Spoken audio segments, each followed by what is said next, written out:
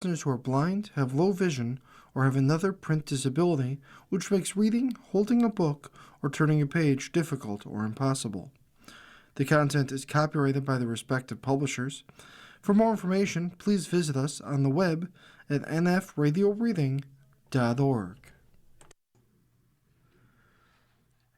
Hello, this is George Collins, and for the next hour, I will be reading from the February 13th, 2026 Wall Street Journal on the Niagara Frontier Radio Reading Service. The Olympics are on everybody's mind, and everybody's interested in the Olympics. A Ukrainian athlete was disqualified from the Winter Olympics on Thursday for wearing a helmet that featured images of Ukrainian athletes that were killed during the Russian invasion, according to the International Olympic Committee. Although the athlete wore the helmet throughout training, the IOC ruled that the design violated the Olympic guidelines and could not be worn in competition. The 27-year-old athlete, who wasn't among the favorites to win a medal, was due to start competing on Thursday. "It's hard to put into words," the athlete said of the decision. "I do not get my moment at this Olympics." Ukrainian President Vladimir Zelensky awarded him an Order of Freedom and said that 660 Ukrainian athletes and coaches have been killed by Russia in the war. God, this is so tragic.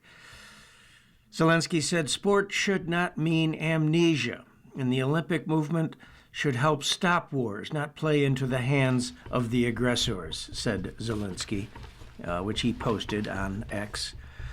The athlete's helmet featured a muted gray background that breaks into a mosaic of faces of around 20 Ukrainian athletes and coaches who were killed so far during their country's war with Russia. Moscow, of course, launched its full-scale invasion of the country shortly after the end of the 2022 Beijing Games. The IOC said that it had tried to find a compromise, including offering the athlete the option of displaying his helmet immediately after the competition and wearing a black armband. The IOC said that its guidelines on athlete expression were the result of a global consultation in 2021 involving 3,500 athletes from around the world. The IOC president, Kirsty Coventry, said it's not about the messaging. It's literally about the rules and regulations. Coventry met the athlete and his dad on Thursday morning. "I wanted to see him race today. I really did, and it's been an emotional morning," said Coventry.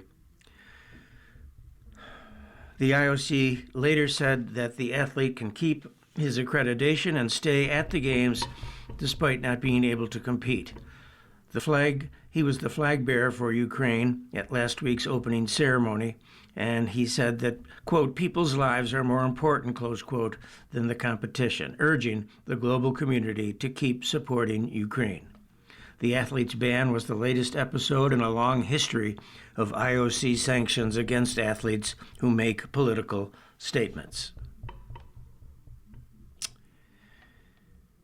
The Ukrainian team said that they would appeal the decision at the Court of Arbitration for Sport, and so that was unfortunate. And then NBC's roving correspondent, Snoop Dogg, has conquered the Olympics yet again. It was just past 9 p.m. This is a writer by the name of Jason Gay who writes, "It was just past 9 p.m. when I was summoned to a windowless room in a windowless studio to reunite with the emperor of the Olympic Games, Snoop Dogg. He wore sunglasses inside and nibbled from a bag of Italian potato chips. He's taller than you might expect. He's 6'4". He'd just come from the speed skating rink where he'd sat with another legend, Eric Heiden, and watched the phenom Jordan Stolz collect his first gold in the 1,000 meters. Eric Heiden was telling me, said Snoop, that the one thing about Jordan is that his close is better than his start, said Snoop, taking a seat on the couch. What Heiden said would happen is exactly what happened. Stoles roared from behind to win and break the Olympic record. Snoop said, quote, gold, baby, close quote. The platinum rapper was draped in a flag-printed leather jacket with USA on the sleeve. He rocked a pair of red pants in a way you or I cannot rock a pair of red pants. He wore a fur hat. He looked exactly like you'd think Snoop Dogg would look at the Winter Olympics. I'd met him once before at the Paris Games in 2024. In Milan, he is NBC's roving correspondent and Team USA's first ever honorary coach. Some might call that a conflict of interest, but it's all just part of a dog's life. Everyone wants Snoop. I asked what his 25-year-old hip-hop star self would have thought if I told him what he'd be doing now, and Snoop said, I'd say you were lying. You're telling a big-ass lie. I don't have the vision of even being in this position at that age. Never aspired to be connected to the Olympics, but always had love for sports. It just felt like it organically grew into what it was supposed to be based on the love that I have for human beings, for sport, and for the country that I'm from. By now, Snoop's transformation from hip-hop renegade to ubiquitous personality / pitchman is old news. Midlife Snoop is the establishment. He's a company pillar. As if to underline the point, he wore a medallion around his neck featuring NBC's Peacock logo. Being on TV is intimate work, not for everyone. The people who are the best at it make it seem effortless, even when it isn't, which is what Snoop does. Alliteration and memorable one-liners roll off him, like when he told NBC host Mike Tirico that skater Ilya Melanin's scores were off the FM dial. Like 108 something, he said. Snoop said he struggled with TV at first. He didn't want to look into the camera. He said he was so unsure of himself, but once I figured out that it isn't about the camera, it's about me mastering who I am, I'm always going to be me, and when the camera catches it, it catches the magic I live with every day. In his role as honorary coach, Snoop said his role was to mentor and inspire U.S. athletes. He'd been to tons of places already. He'd gone to the Olympic Village, ice hockey, speed skating, and curling. He dropped in on Quad God Melanin, I'm not sure what that means, Quad God Melanin, and the NHL Moonlighters. He was in the stands when Lindsey Vonn crashed out in the downhill. And that's what it's all about, Snoop said, being there for people. These Olympians, almost none of them were alive when Snoop broke into music. The lithe kid from Long Beach, right alongside Dr. Dre, he found himself relating just as well to their parents. The parents are more my age, he said. It's like we grew up together. His schedule for Milan Cortina was relentless, going from ice skating rinks to mountains, endlessly on the go. The time difference back to the United States was no joke. I asked him, what time do you hit the hay? Snoop said, hit the hay? I hit the hay all day. I was trying to hit the hay before you came in. He chuckled. But as far as going to sleep, let's say, for example, if my day tomorrow starts at 10 a.m. and we have to leave the hotel by 11 a.m., I won't go to bed until 9:30 a.m. I don't know if that makes any sense. If my day tomorrow starts at 10 a.m. and we have to leave the hotel by 11 a.m., I don't know. Sorry. Was there anywhere on earth he could go, relax, and just be Snoop? He said, Bora Bora. I'm going there when I leave here. People left Snoop alone in Bora Bora? Question mark. He nodded. Okay.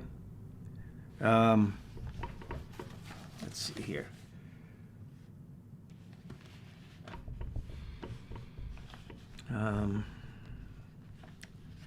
Did the U.S. lose the gold medal on some controversial calls?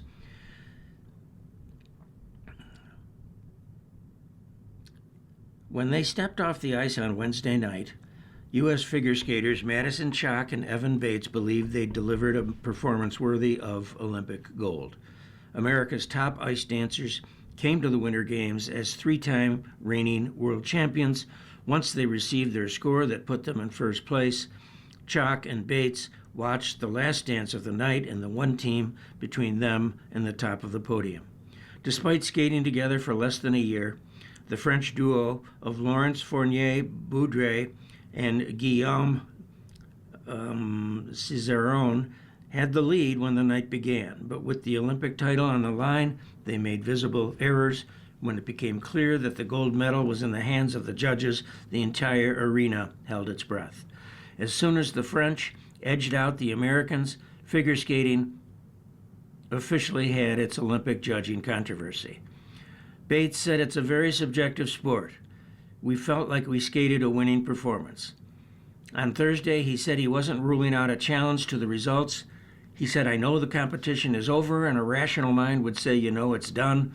He said, but you never know. If there were any event in figure skating that was going to descend into a judging debacle, it was always going to be ice dance. Once the scores were in, the scoring questions were inevitable. Why wasn't Cizeron, the French skater, penalized more on his messy twizzles? What about the French team's wobbly step sequence? Were Chalk and Bates's slips dinged too harshly? Unlike judging furors from the 1990s and 2000s, this time there was social media for angry fans to dissect videos and zoom in on every potential misstep. And they were already in a frenzy over the French ice dancers long before the Olympics. Fournier-Boudre and Cizeron were only a team because her longtime boyfriend and dance partner for Team Canada was suspended from the sport. When Canada's sports integrity body found that Nikolai Sorensen sexually assaulted an American skater in 2012, his career was over. And it appears hers was too. Then she paired up with Cizeron, who came to Milan with his own baggage. He won Olympic gold in 2022 with Gabriela Papadakis, but they never competed together again after that year. In a book published last month, Papadakis called him, quote, demanding and controlling, close quote. Cizeron denies the allegations. The hastily arranged partnership of Fournier-Boudre and Cizeron arrived as a gold medal contender and villains in the eyes of figure skating's most passionate fans. Even after both teams were off the ice Wednesday night, it seemed like the gold could go either way. But the only opinions that mattered belonged to the 9 judges. Madison Chalk said that's just how it shakes out, through tears. By Thursday, she was less sanguine. I think there needs to be some sort of judgment for the judges, she said, so that we know we're getting the best from the judges and have a level and fair playing field for all athletes. They work so hard to make it happen, and it's painful to listen to.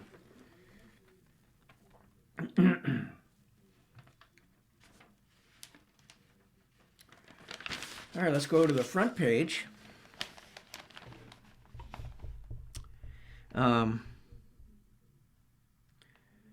President Trump's border czar said the administration is ending its crackdown in Minnesota, wrapping up an operation that sparked outrage after the fatal shooting of 2 U.S. citizens and prompted Democrats in Congress to block funding for the Department of Homeland Security.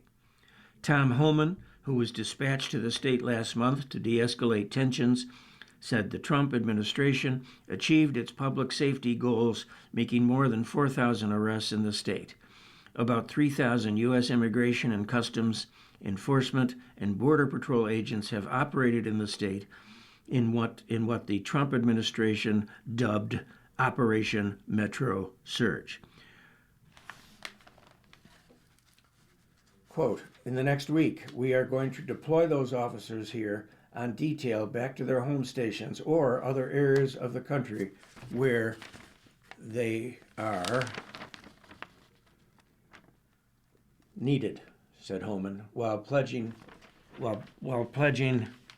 to continue to arrest people living illegally in the country, one of Trump's biggest policy priorities.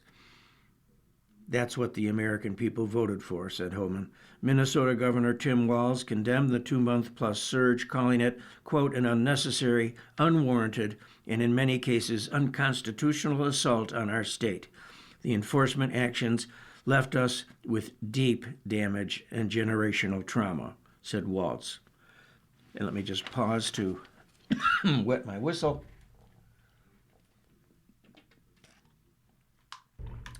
And may I also take this opportunity to remind you that you are listening to a reading of articles and features from the Wall Street Journal on the Niagara Frontier Radio Reading Service. So the announcement of withdrawing the ICE agents came after a public outcry over the killings of Renee Good and Alex Pretty, both 37 years old, in confrontations with immigration agents. So disgusting.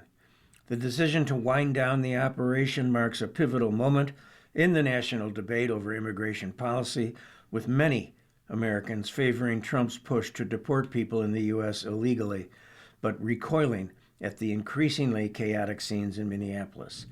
Citing the shootings, Democrats on Capitol Hill have said they will not approve funding for DHS, which is the Department of Homeland Security, which oversees ICE, unless congressional Republicans in the White House agree to sweeping restrictions on immigration enforcement operations. Some Democrats have demanded the resignation of DHS Secretary Kristi Noem, whom Trump has continued to support, not surprisingly. Senate Democrats on Thursday blocked a measure to fund the Department of Homeland Security through the end of the fiscal year in September, saying that they had not made enough progress in negotiations with Republicans. The vote failed with 52 in favor and 47 opposed, which was short of the 60 votes needed to advance. Funding for DHS is set to lapse this weekend.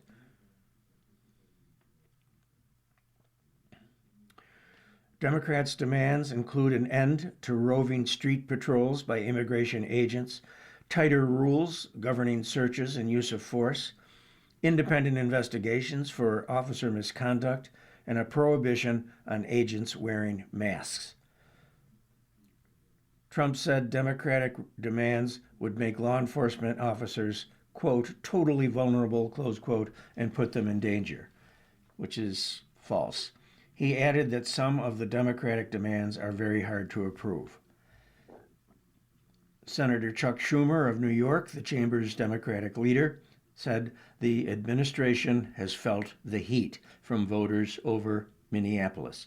But the administration doesn't actually want to reform ICE, he said, prompting Democrats to push for new laws.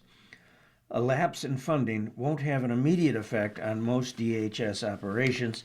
Essential workers will continue to report to their jobs, while other workers could be furloughed. Also, ICE agents and Customs and Border Protection have separate funding from Trump's tax law last year that could be tapped to keep funding their operations and avoid any missed paychecks. Federal officials said enforcement agents were initially sent to Minnesota to find immigrants committing crimes after a sprawling welfare fraud scandal involving dozens of state residents of Somali descent gained national attention.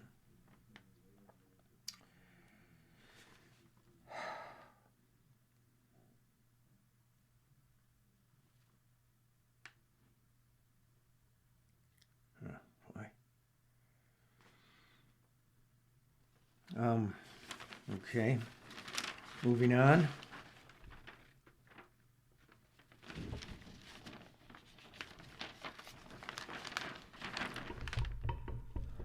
All right. A federal judge in Washington, D.C. Thursday temporarily blocked Defense Secretary Pete Hegseth's move to formally censor and demote Senator Mark Kelly, who is a retired U.S. Navy captain, for his participation in a video calling on U.S. troops to disobey illegal orders, or orders that they believe are illegal.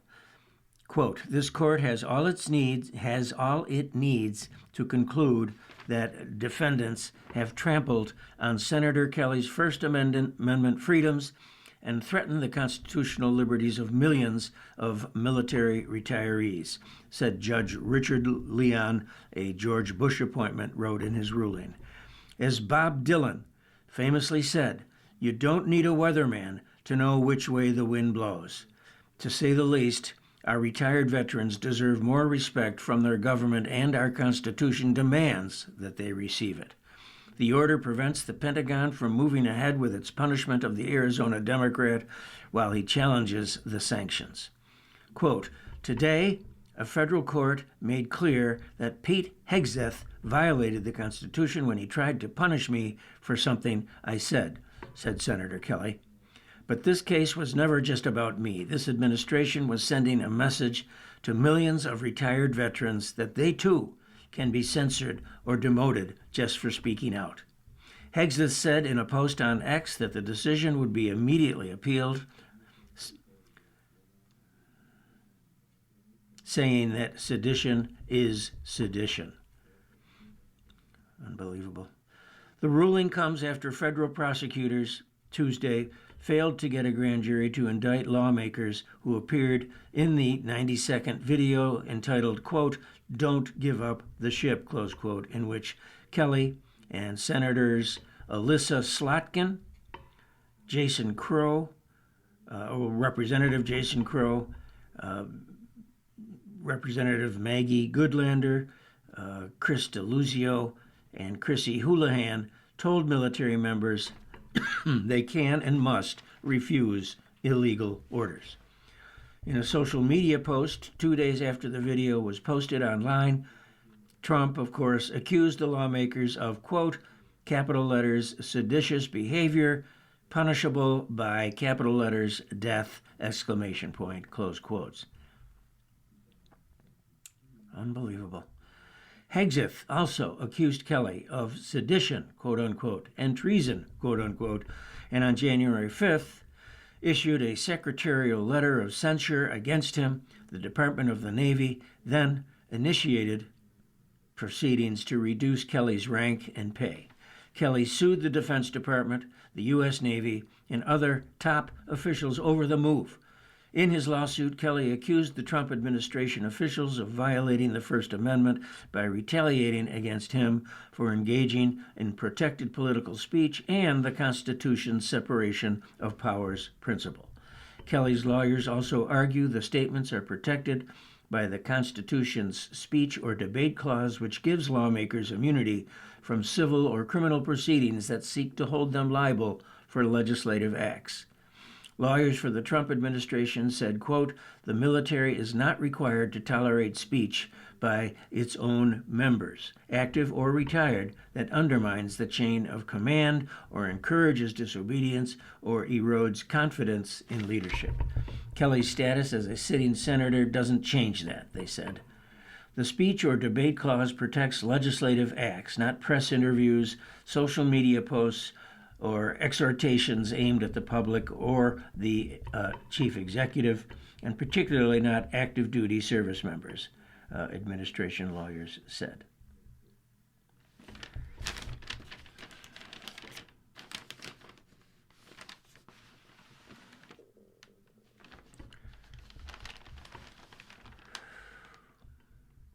On Wednesday, 2 U.S. Navy ships collide during refueling. 2 people reported minor injuries when a U.S. warship and a Navy supply vessel assigned to the military buildup in the Caribbean collided during ship-to-ship refueling, according to military spokesman. The USS Truxtun and the supply-class Fast Combat Support Ship USNS Supply, capital S, collided during a replenishment at sea, according to U.S. Southern Command spokesman Colonel Emmanuel Ortiz. 2 people reported minor injuries and are in stable condition. Both ships have reported that they're able to continue sailing safely, said Ortiz. The cause of the collision isn't yet clear, and the incident is under investigation. The Truxtun left its home port of Norfolk, Virginia on February 6 to begin its scheduled deployment. The other ship, named the Supply, capital S, has been operating in the Caribbean. A U.S. official said the collision was in the Southern Command area of responsibility that includes the Caribbean and parts of the South Atlantic and South Pacific. Separately, in an unrelated incident, a U.S. Marine died after falling from the USS Iwo Jima in the Caribbean on February 7th, which was, I think, last week, said the Marine Corps in their announcement. Lance Corporal Chukwumeka was declared dead after an extensive 72-hour search and rescue operation. The incident is under investigation.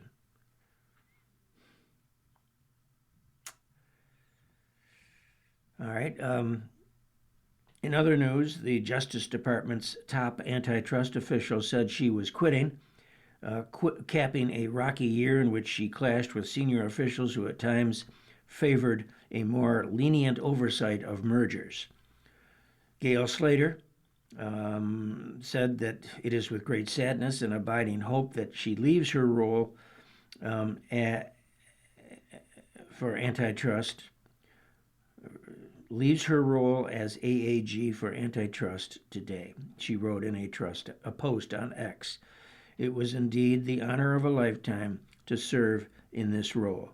Slater's departure opens a leadership vacuum at the Antitrust Division, which is litigating major antitrust lawsuits with defendants like Google, Live Nation, Apple, and Visa. During her 11 months on the job, she often found herself in a political bind, caught between the Trump administration's competing populist and deal-making impulses. From the outset, she aligned with the populist wing, having advised Vice President J.D. Vance during his time in the Senate, where he backed aggressive antitrust enforcement, particularly against big tech. And let me just pause for a little refreshment here.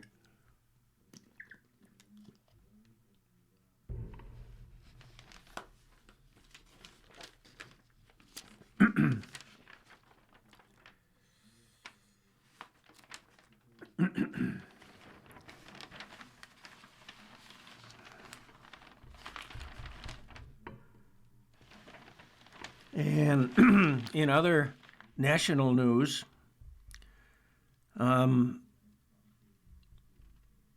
the highly, let me start again. Headline, whistleblower case call refers to Kushner. Secret complaint stems from talk of foreigners about Trump's son-in-law. The highly classified whistleblower complaint against Director of National Intelligence Tulsi Gabbard is related to a conversation intercepted last spring in which two foreign nationals discussed Jared Kushner, said U.S. officials familiar with the matter.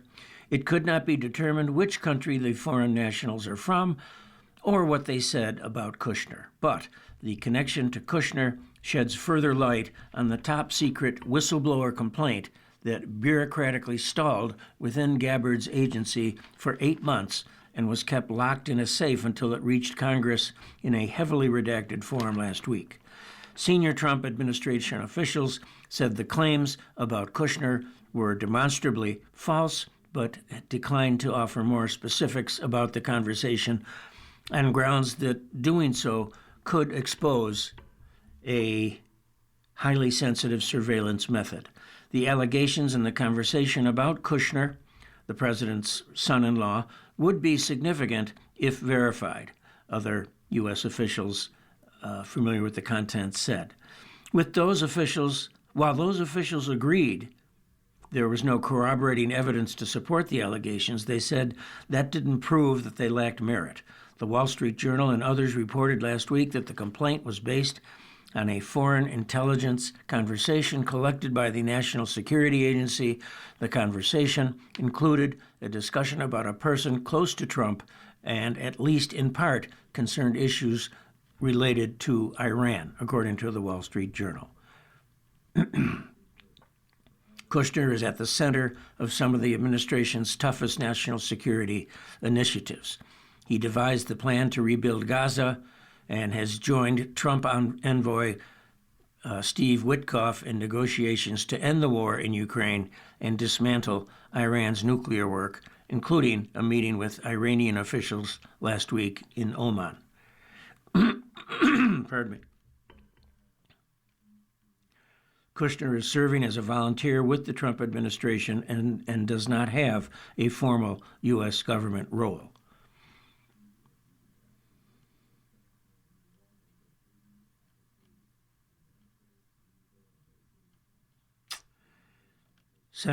Democratic Senator Mark Warner, who is the top Democrat on the Senate Intelligence Committee, said on Sunday he could not judge the veracity or the credibility of the complaint, in part because the version shared with Congress was so heavily redacted.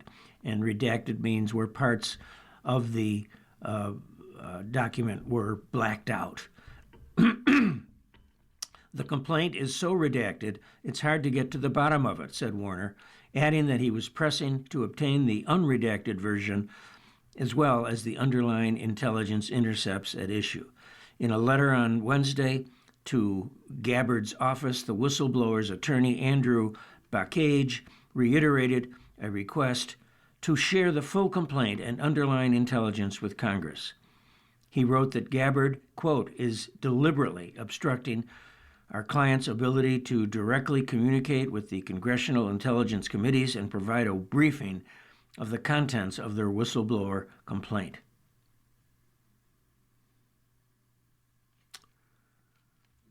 Okay.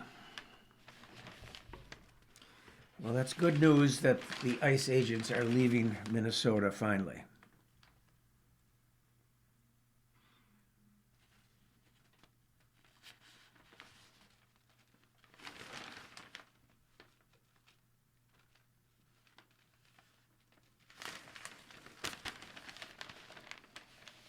And let me take this opportunity to remind you, you are listening to a reading of articles and features from the Wall Street Journal on the Niagara Frontier Radio Reading Service.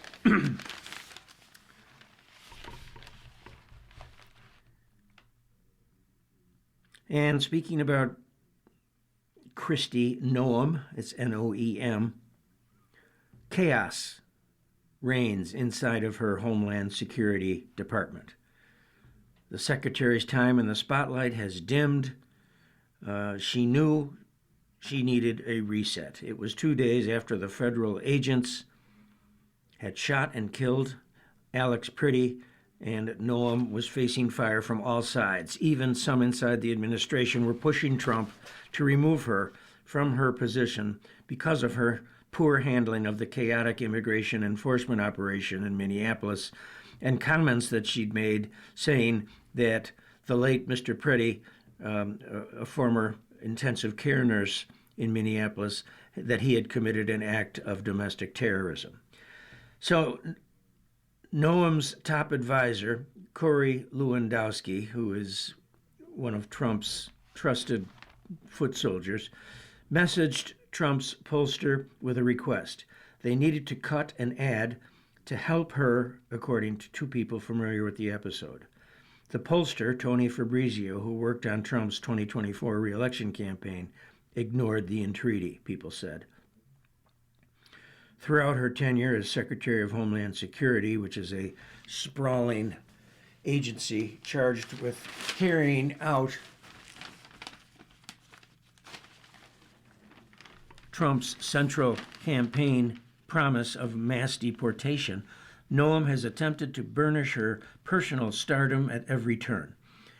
With Lewandowski, Trump's former campaign manager, at her side, she has staged a headline-grabbing immigration crackdown while sidelining rivals. She's carried out confrontational operations over the objections of longtime immigration officials who warned such flashy displays would discredit the ultimate mission, according to 24 current and former administration officials. Instead, she's made the case that her approach would lead to more arrests as well as to induce more people to leave on their own. She has put on flak jackets on ICE raids, posed carrying a large gun, and recorded messages urging immigrants to self-deport. In one, she stood before a group of imprisoned men with shaved heads packed into tight rows in a notorious El Salvadorian prison. And as she has done, and she has done it all with an eye to her style, with TV-ready hair and makeup. Within DHS, Noam and Lewandowski frequently berate senior-level staff giving polygraph tests to employees and have fired staff. In one incident, for example, Lewandowski fired a U.S. Coast Guard pilot after Noam's blanket was left behind on a plane, according to people familiar with the incident.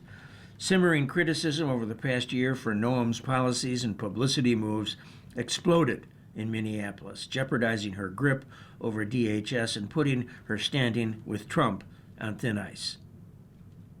Although some in Trump's inner circle have tried to persuade the president to fire her and Lewandowski, he has so far resisted, saying publicly he has no plans to fire her. Lawmakers from both parties have been critical, and Democrats in Congress are demanding changes to the department's enforcement methods, threatening to hold DHS funding.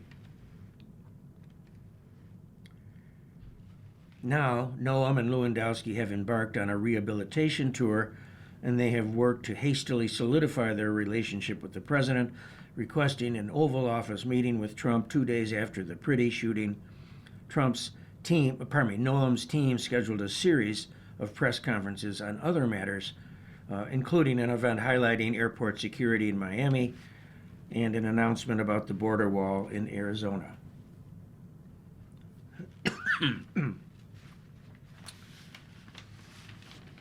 All right, let's take a look at what's going on in the world of the arts and culture. All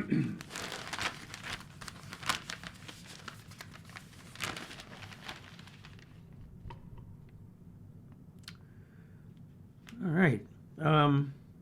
This is a television review, and it says, headline, "Two Stalwarts Keep the Comedy Coming." Best watched from a bar stool at Moe's, the 800th episode of The Simpsons is a remarkable thing in terms of longevity, as is the kickoff of Family Guy, season 24. I've always thought that Family Guy has long served as a decoy, because no matter how deplorable Homer Simpson might be, Peter Griffin will be worse. Peter would consider it a competition. Homer would have a donut. And I don't know either show, so I'm kind of in the dark here about this, but I will keep reading. Having established themselves as among a handful of television's longest-running scripted shows, the two comedies have always shared certain characteristics. Sunday night slots on Fox, obviously, at least most of the time, a refined sense of the ribald most of the time, a surgical approach to the flaws and foibles of American society, and architectural trademarks, though that's one place where they diverge.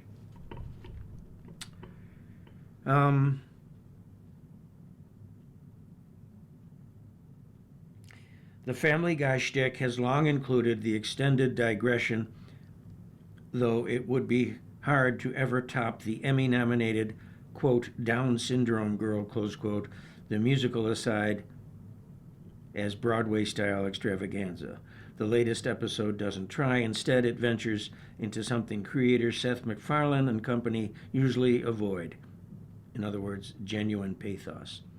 Stewie, the Brit-accented infant and former matricidal maniac, gets into Brian's edibles, and he gets high and is put in foster care and sent home after Lois takes an online parenting class.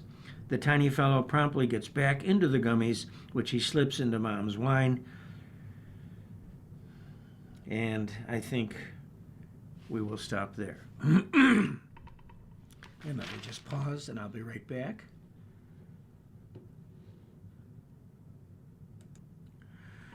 Okay, thank you. Welcome back. All right, this next is a film review about a movie entitled Wuthering Heights, which was written, I think, in the 1800s. It's a classic romance. I guess it was written in 1847. The most 2026 element of the latest screen adaptation of the novel Wuthering Heights is the scene in which Heathcliff repeatedly asks the young lady he's undressing, quote, "Do you want me to stop?" close quote, even as she writhes with lust, indicating an affirmative response is unlikely. Previously understood as a notorious brute, even by 19th century standards, Heathcliff now exhibits signs of having earned perfect grades in today's campus training modules. There's also a reference to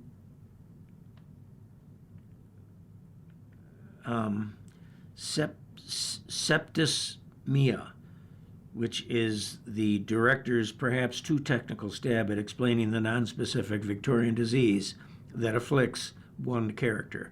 Mostly, however, the director, who is Emerald Fennell, has done an admirable job of not modernizing a dark and moody romance. If most of today's filmmakers crave hearing, quote, "This is not your mother's," and then the name of the movie, close quote, when adapting classic material, this pretty much is your mother's Wuthering Heights, or at least one she will recognize. Catherine Earnshaw, played with great soapy gusto by Margot Robbie, is still the same judgment-impaired social climbing drama queen as ever. And Ms. Fennell frequently associates her with a rich, decadent red, the color of the bordello, to suggest that she has unwisely traded her body for riches. Ms. Fennell, who won an Oscar for writing the feminist parable entitled Promising Young Woman, close quote, does not bother suggesting that Catherine is a victim of society's impossible expectations for women, which allows her, therefore, to focus on the core story without intrusive mutters of disapproval for 19th century mores. The plot is a template for every Harlequin romance about a woman caught between a sexy beast and a languid but wealthy wimp. Catherine, who lives with her frequently drunk father, played by Martin Clunes, on a struggling Yorkshire estate called Wuthering Heights, grows up with a wild, apparently orphaned boy adopted by her father after being found hapless in the street. The boy at first doesn't even talk and seems to have no name, so Catherine calls him Heathcliff. As an adult, he's played by Jacob Elordi, who is an excellent match for Ms. Robbie, both in comeliness and star power. The pair grow up best friends and even sleep in the same bed. The desperate attraction between them is evident to both, but Catherine has her sights set on a higher status mate than this mere stable boy. After much figurative and literal peering over the walls of the posh neighboring estate, which is called Thrushcross Grange, she twists an ankle and becomes a 6-week house guest of the gentleman who owns it, who is the wealthy Edgar Linton. He lives with his ward, Isabella Heathcliff, in agony. He lives with his ward, Isabella Heathcliff, in agony, and moves away without notice while Catherine marries Edgar.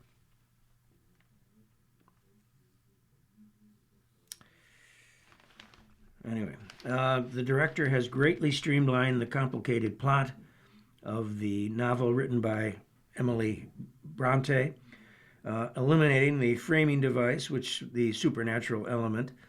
Other adaptations have made similar excisions, and yet the latest version is luxuriantly long, fully half an hour longer than the much beloved 1939 film directed by William Wyler, starring Merle Oberon, Laurence Olivier, and David Niven in 1939. The director here, Ms. Fennell, is a millennial who might have been expected to make the material slick or hip or at least fast. She has done none of that. The story is a slow burn, as it should be, an extended sonata of moaning winds, crackling storms, smoldering glances, and heaving bosoms. When you've got two actors as luminous as Robbie and Elordi, you don't need them to say clever things, and they don't. Having simplified matters, the director here sloughs off the psychological depth of the novel and instead lavishes attention on the heavy breathing and the decor, and exhibiting much interest in the ornate mansion in which the Linton family lives. For example, one room is set aside for ribbons only. And the costumes and accessories with which Ms. Robbie is gloriously draped. Catherine essentially becomes a character in a Sofia Coppola movie who grows increasingly trapped and anguished in proportion to her cosseting. A slate of songs by a singer named Charlie XCX captures Catherine's tragic self-absorption without seeming jarringly modern. The movie is very much aimed at female viewers, and Heathcliff is less robustly drawn than in some previous iterations, driven mainly by carnal lust rather than a more all-encompassing rage. And we'll stop there. Pardon me.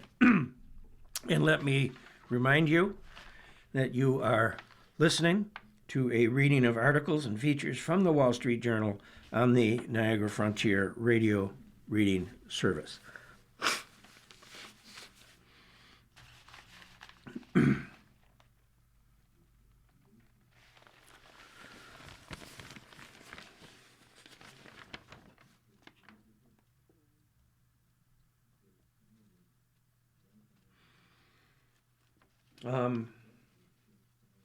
Let's see here.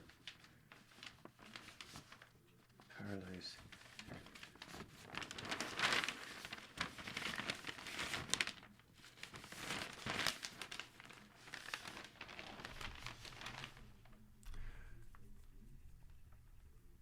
Here's a theater review in a play called The Unknown, starring Sean Hayes, who was in that long-running TV show called 2.5 Men. He played opposite Charlie Sheen, and I'm making a mistake. Mr. Hayes rose to fame as the flamboyant sidekick Jack in the long-running show Will and Grace, and in this play, he gives his finest stage performance to date. He starred in a middling revival of the musical Promises, Promises, and then won a Tony for playing Oscar Levant in Goodnight Oscar, despite being flagrantly miscast, in my view, said the writer. Now, in this show, which is, I say, entitled The Unknown, he portrays not only Elliot, but all the people he interacts with, and differentiates them crisply with convincing accents, but without costume changes or flashy mannerisms.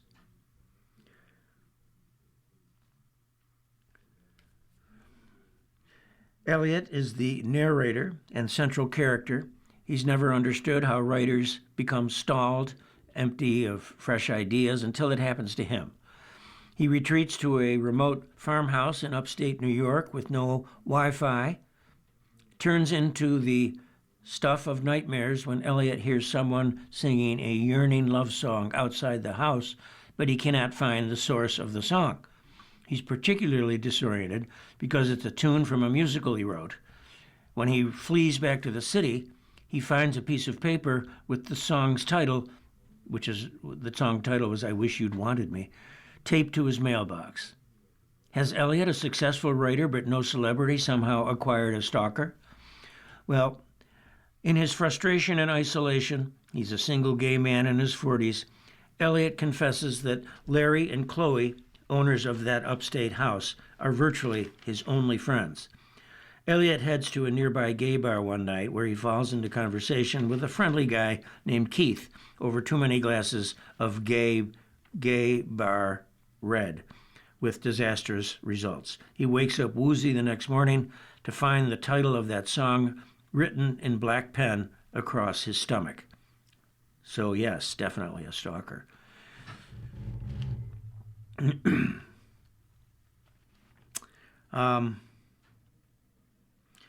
David Cale is the author of this show, The Unknown.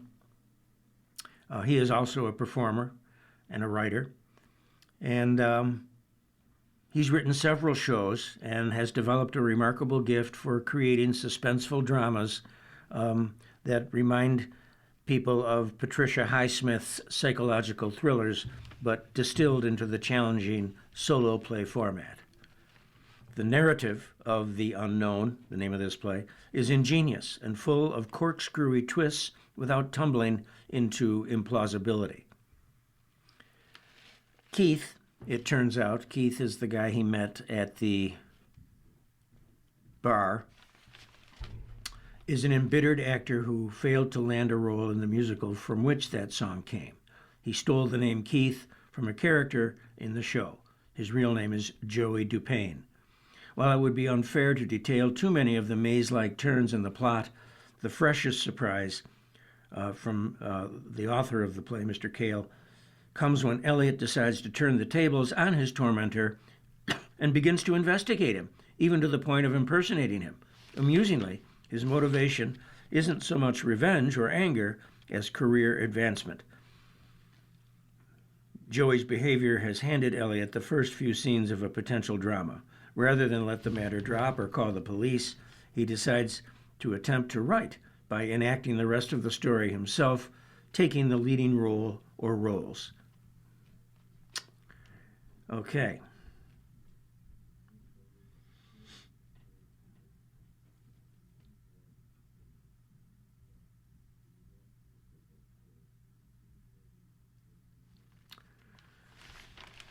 Let's see what else we got here.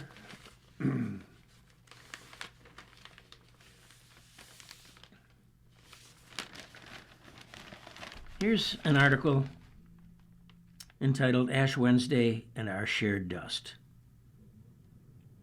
I guess it's a book entitled Houses of Worship by somebody named T.R. Reed. Like most Americans, I've grown a little relaxed about church attendance. Some Sundays I get up and go to Mass. Other Sundays I sit around reading the paper or head out to the ski slopes. And I don't feel particularly guilty about it, as I surely would have decades ago when our Catholic family religiously avoided meat on Friday and attended church every Sunday morning.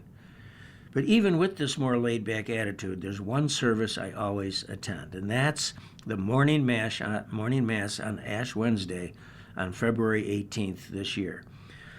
The day marks the beginning of Lent, which is the most solemn season of repentance in the ecclesiastical year. The gospel reading for Ash Wednesday is from the 6th chapter of Matthew, the chapter in which Jesus teaches the disciples to recite the Lord's Prayer. But in the reading, Jesus goes beyond simply telling us what words to say. The passage teaches us how to pray, and that's a lesson that seems particularly important these days. Jesus said, when you pray, do not be like the hypocrites who love to stand and pray in the synagogues and on street corners so that others may see them. But when you pray, go to your inner room, close the door, and pray to your Father in secret. Jesus sets the same rule of secrecy for charity and fasting. When you give alms, Jesus said, do not blow a trumpet before you as the hypocrites do in the synagogues and in the streets to win the praise of others. But when you give alms, Do not let your left hand know what your right is doing, so that your almsgiving may be secret. When you fast, anoint your head and wash your face, so that you may not appear to be fasting except to your Father, capital F, who is hidden. In the Ash Wednesday Mass, this bracing mandate is followed by a homily from the priest. And then the Ash Wednesday service adds a ritual that seems to run counter to Jesus' admonition to practice faith in private, not on the street corners. This is the blessing and distribution of the ashes. Parishioners proceed to the front of the church, where a priest or a deacon marks a black cross on their foreheads. The mark is made with the moistened ashes of palms that were burned after the previous year's Palm Sunday. And while that ashen cross is being applied, the priest reminds us of a stark biblical lesson. Quote, "Remember that you are dust, and to dust you shall return." The result is that all those who go to Mass on Ash Wednesday leave the church with a prominent symbol of religious faith marked on their faces, quote, "so that others may see them," close quote. Over the years, many Catholics have wondered about the apparent contradiction between this open display of faith and the Gospel's call for secrecy and public reticence in matters of religion.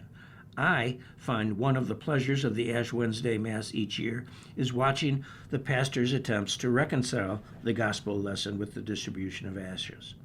One common answer notes that sackcloth and ashes have been, since biblical times, a sign of repentance. So that ashen cross proves an appropriate start to Lent's season of repentance, a time to get things right in your life.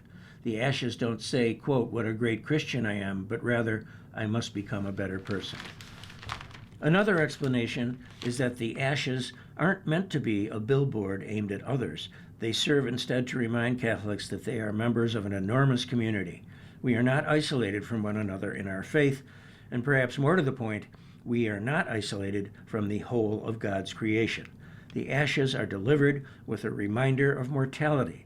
No matter how important or successful we imagine ourselves, no matter how much we act as though we rise above the rest of the created world, one message remains true: ashes to ashes, dust to dust. That has always seemed to me a good message to take away as we walk out of the church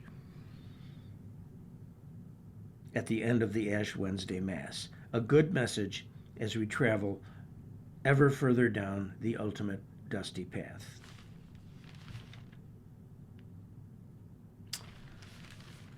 Interesting. I can't disagree with anything he said. All right, here, we are nearing the end of our time together.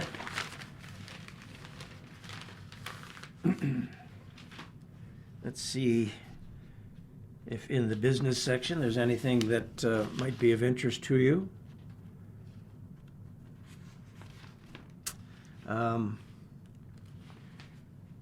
Crypto meltdowns.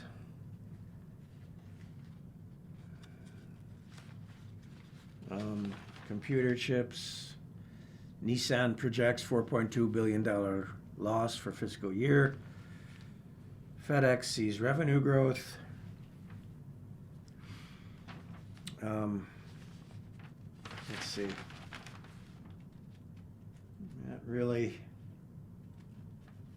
Not seeing anything here that I think would be of interest to anybody.